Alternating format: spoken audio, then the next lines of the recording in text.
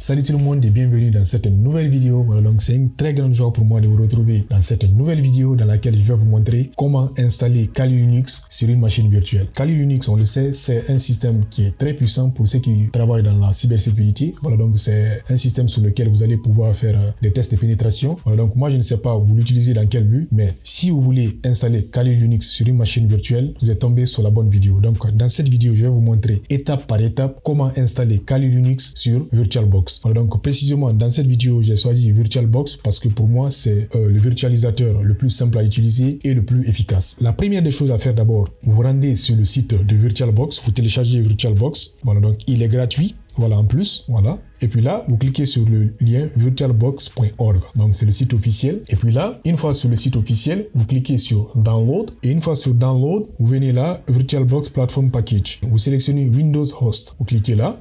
Voilà, donc une fois que vous cliquez là, il lance automatiquement le téléchargement.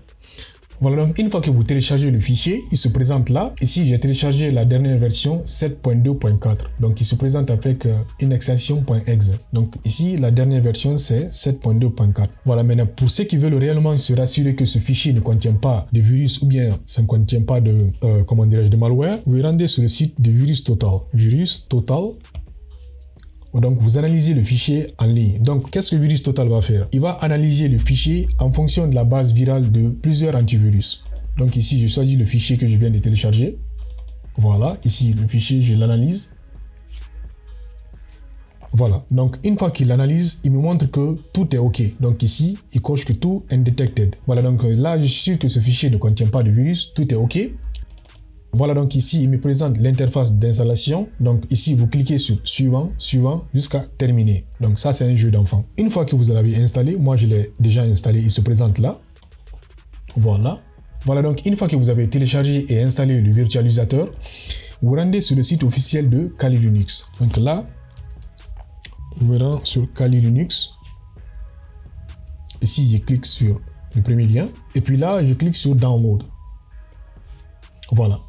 Ici, il y a déjà une version qui est déjà toute prête pour les machines virtuelles. Donc, Virtual Machine, voilà. Et puis, ici, je choisis VirtualBox. J'utilise VirtualBox, donc je vais installer Kali Linux sur mon VirtualBox. Et on note ici que c'est ceci qui est recommandé. Donc, ici, je choisis ceci. Voilà. Donc, ici, il va lancer le téléchargement. Le fichier pèse quelque chose de 3,5 Go. Voilà, donc j'aimerais préciser un petit truc. Avant d'installer une machine virtuelle sur votre ordinateur, vous devez vous rendre compte est-ce que la technologie de virtualisation est activée sur votre machine. Donc pour ce faire, c'est très simple.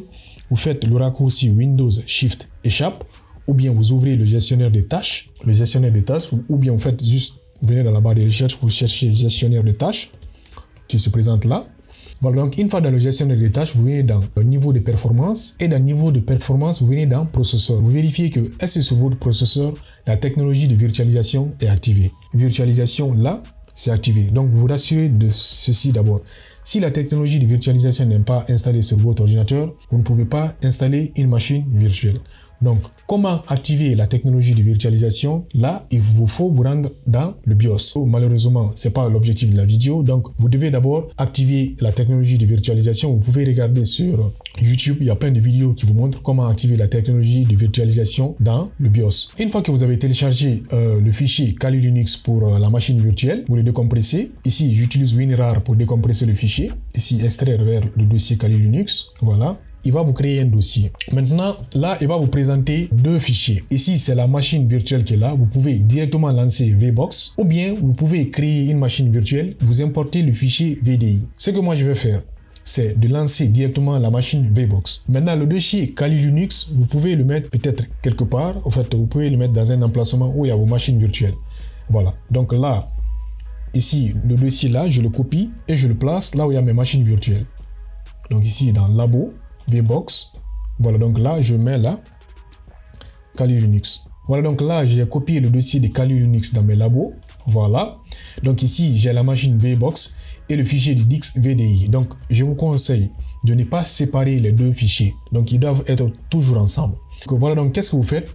Vous lancez le fichier VBox. Vous double-cliquez.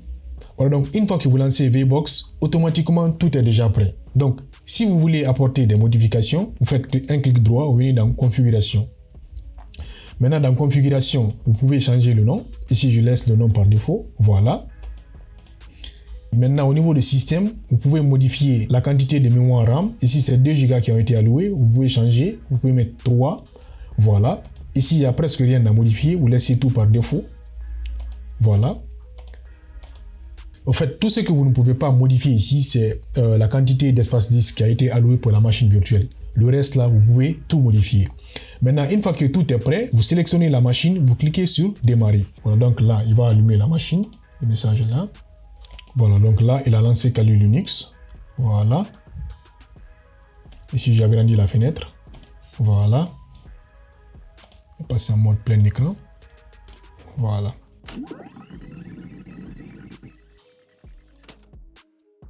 Voilà. Maintenant, ici, le nom d'utilisateur par défaut, c'est Kali. Et le mot de passe, c'est Kali. Voilà, donc une fois que vous avez lancé la machine virtuelle, vous avez tous les outils à votre disposition. Voilà, ici, tout est là. Pour vos tests de pénétration, vous avez tout. Voilà, donc là, vous pouvez ici directement lancer le terminal en tant qu'administrateur ou rentrer le mot de passe Kali. Vous pouvez encore créer un autre utilisateur. Voilà, vous changez le mot de passe. Ici, si je veux par exemple lancer Metasploit, je lance directement dans le terminal. Vous n'avez pas besoin d'installer.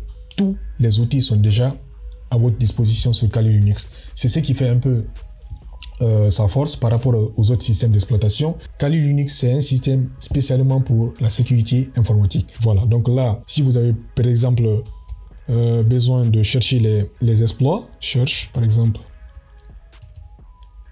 cherche,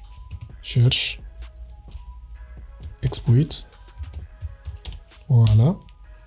Ici, vous pouvez rechercher tous les exploits dont vous avez besoin. Donc là, c'est juste pour vous montrer comment fonctionne un peu Kali Linux. Voilà, donc si vous avez besoin d'installer Kali Linux sur votre machine virtuelle, c'est la façon la plus simple et la plus rapide. Kali Linux, c'est spécialement pour les tests de pénétration. Voilà, donc si vous trouvez que la quantité d'espace disque allouée à la machine virtuelle, elle est très petite, voilà, donc par défaut, je crois bien c'est quelque chose de 15 Go. Voilà, ici, le fichier disque, ici c'est 15 Go, voilà, donc 14 presque. Vous pouvez télécharger le fichier ISO vous-même et puis l'installer. Donc pour ce faire, vous vous rendez encore sur le site officiel de Kali Linux.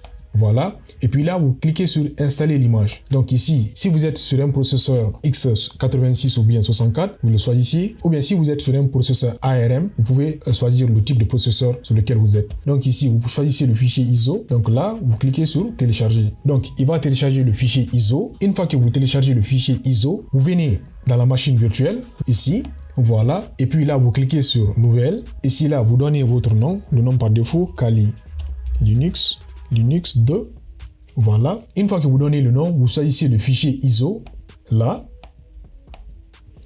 Bon, donc là, je prends, c'est un exemple juste.